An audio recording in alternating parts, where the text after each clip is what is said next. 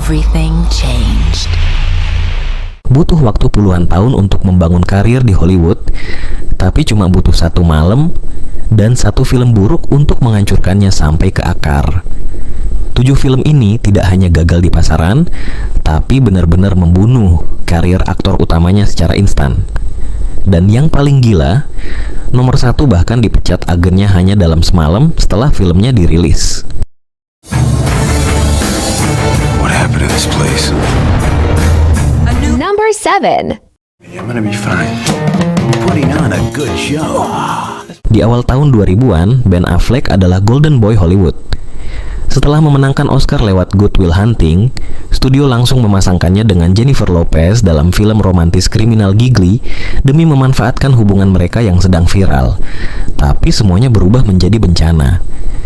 Film beranggaran puluhan juta dolar itu hanya menghasilkan sekitar 7 juta dan langsung dihancurkan kritik.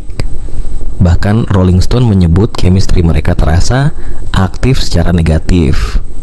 Dalam semalam, Affleck berubah dari aktor paling dicari menjadi bahan lelucon nasional. Poster dengan wajahnya mulai dianggap racun bagi box office. Hingga akhirnya ia menghilang dari posisi leading man selama bertahun-tahun sebelum bangkit kembali sebagai sutradara lewat Argo. It's turkey time. Huh? Gobble, gobble. Number 6. What the hell is wrong with you, Phillips? Tahun 2002, Halle Berry mencetak sejarah sebagai wanita kulit hitam pertama yang memenangkan Oscar Best Actress. Hollywood melihatnya sebagai superstar baru, lalu datanglah Catwoman. Warner Bros membayar Halle Berry dengan nilai fantastis untuk memimpin film superhero besar ini, tapi semuanya terasa salah sejak awal. Kostumnya kontroversial, editingnya memusingkan, dan ceritanya kosong total. Roger Ebert bahkan menyebut film ini hanya tentang Halle Berry memakai kostum seksi tanpa plot yang masuk akal. Dampaknya brutal. Momentum emas pasca Oscar miliknya langsung runtuh. Dan malam itu juga, karir box office Halle Berry seperti mati di depan seluruh Hollywood. Halle Berry for Catwoman. I'm here, so it's all right. Tell me, please. No, really, I'm late for. Number 5. The world could end. Setelah sukses besar lewat Clueless, Alicia Silverstone diproyeksikan menjadi ikon muda terbesar Hollywood tahun 90-an. Tapi semuanya berubah saat ia bergabung sebagai Batgirl di Batman dan Robin. Film ini dipenuhi warna neon aneh, kostum kontroversial, dan langsung dihancurkan kritikus sebagai salah satu film superhero terburuk sepanjang masa. Tragisnya, media saat itu justru lebih sibuk menghina bentuk tubuh Alicia dibanding aktingnya. Tekanan industri dan body shaming brutal itu perlahan menghancurkan rasa percaya dirinya.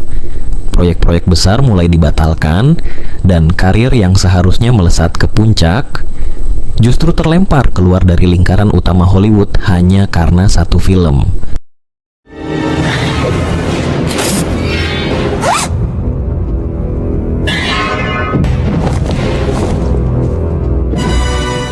Number 4.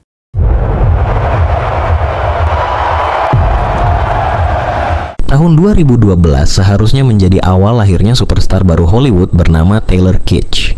Disney bahkan bertaruh hampir 350 juta dolar untuk menjadikannya wajah utama film sci-fi epic John Carter. Tapi yang terjadi justru sebaliknya.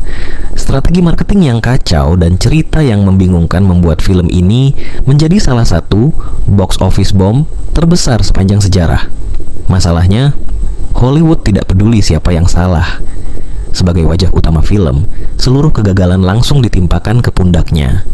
Nama Taylor Kitsch langsung dicap sebagai risiko finansial absolut, dan karir blockbusternya berakhir, bahkan sebelum benar-benar dimulai. Ok, Ohem, Okte, Weez, Parsi. Number 3. When it comes to love. Sebelum tahun 2008, Mike Myers adalah raja komedi Hollywood. Austin Powers meledak, Shrek menghasilkan miliaran dolar, dan studio memberinya kebebasan penuh untuk membuat proyek impiannya sendiri, The Love Guru. Tapi kebebasan tanpa batas itu berubah menjadi mimpi buruk. Film ini dihujat karena humornya dianggap garing, vulgar, dan menyinggung budaya Hindu.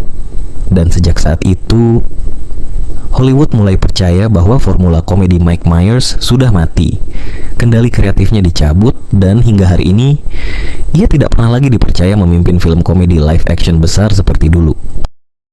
Pika, Yes? what's the capital of Thailand? Exactly. Number 2. Sebagai James Bond pertama, Mr. Bond. James Bond. Sean Connery adalah legenda hidup yang dihormati seluruh dunia. Tapi film The League of Extraordinary Gentlemen menjadi pengalaman yang benar-benar menghancurkan dirinya dari dalam. Saat filmnya rilis, kritikus menyebutnya sebagai festival CGI berantakan yang tidak pantas menjadi penutup karir Sean Connery. Tapi yang paling tragis, film ini tidak membunuh reputasinya. Film ini membunuh keinginannya untuk terus hidup di dunia akting. Setelah konflik brutal dengan sutradara dan muak dengan sistem Hollywood modern, Connery memutuskan pensiun total dan tidak pernah lagi kembali ke lokasi syuting sampai akhir hayatnya. You've done terrible things in England. So terrible that you fled the country. And I'm ashamed to say that Her Majesty's government is willing to offer you amnesty. Sebelum masuk ke posisi pertama, film apa lagi yang menurut kamu wajib masuk ke daftar ini? Tulis di komentar. Dan jangan lupa subscribe, karena yang berikutnya bukan cuma menghancurkan karir aktornya, tapi juga menghancurkan seluruh masa depannya di Hollywood. Number 1.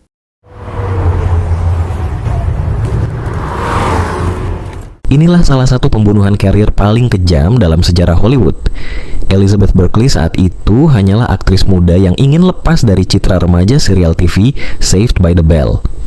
Demi dianggap serius sebagai aktris dewasa, ia mengambil risiko besar membintangi Showgirls, film kontroversial karya Paul Verhoeven. Tapi semuanya berubah menjadi bencana total. Film itu dianggap vulgar, berlebihan, dan dihancurkan kritik dari segala arah. Namun, yang paling brutal bukan kritiknya, melainkan apa yang terjadi setelahnya. Dalam hitungan hari, agen besarnya langsung memutus kontrak lewat telepon. Hollywood menghancurkan dan mengucilkannya secara total sampai ke akarnya, tanpa pernah diberi kesempatan kedua.